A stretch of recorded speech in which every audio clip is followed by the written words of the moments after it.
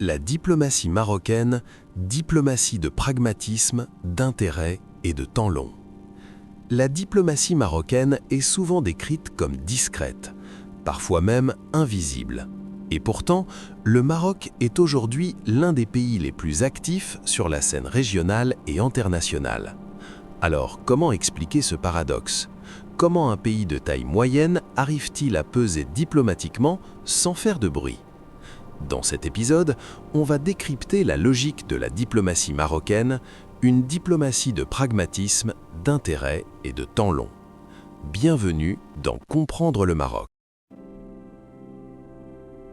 Une diplomatie façonnée par la géographie. La diplomatie marocaine commence par une contrainte, la géographie. Le Maroc est africain, méditerranéen, atlantique, à la porte de l'Europe, proche du Sahel instable. Il ne peut pas se permettre une diplomatie idéologique. Il doit composer avec plusieurs mondes à la fois. Résultat, le Maroc ne s'enferme jamais dans un seul camp. Il parle à tout le monde, même quand les autres ne se parlent pas entre eux.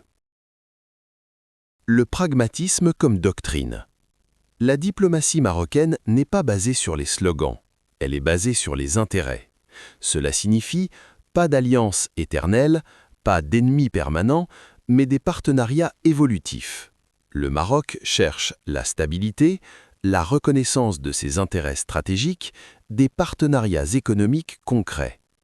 Cette approche est parfois critiquée, mais elle a un avantage majeur. Elle laisse de la marge de manœuvre. Le retour fort en Afrique. Pendant longtemps, le Maroc a été perçu comme tourné vers l'Europe. Mais depuis plusieurs années, le pivot africain est clair.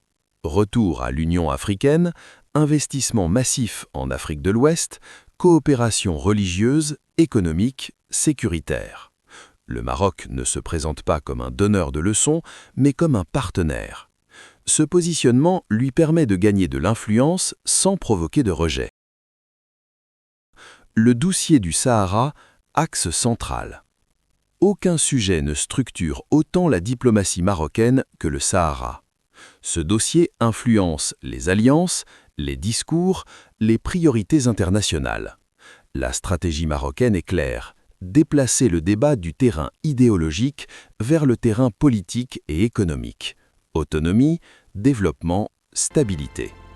Le Maroc ne cherche pas le conflit, il cherche la reconnaissance progressive d'une réalité sur le terrain. Équilibrer les grandes puissances. Le Maroc entretient des relations avec l'Europe, les États-Unis, la Chine, le monde arabe, la Russie. Là encore, pas d'exclusivité. Le Maroc évite la dépendance totale. Il diversifie ses partenaires. C'est une stratégie de sécurisation diplomatique. Discrétion, cohérence et temps long. La diplomatie marocaine ne cherche pas le buzz. Elle avance lentement, discrètement, mais de manière cohérente. Les annonces sont rares, les gestes sont calculés, les reculs sont temporaires. Cette patience diplomatique est souvent mal comprise, mais elle est au cœur du modèle marocain. Une diplomatie de survie et d'opportunité. La diplomatie marocaine n'est ni idéologique ni émotionnelle. Elle est une diplomatie de survie, puis d'opportunité. Dans un monde instable, ce choix donne au Maroc une capacité d'adaptation rare. Si cet épisode t'a permis de mieux comprendre la stratégie diplomatique du Maroc, abonne-toi, partage-le et laisse ton avis en commentaire.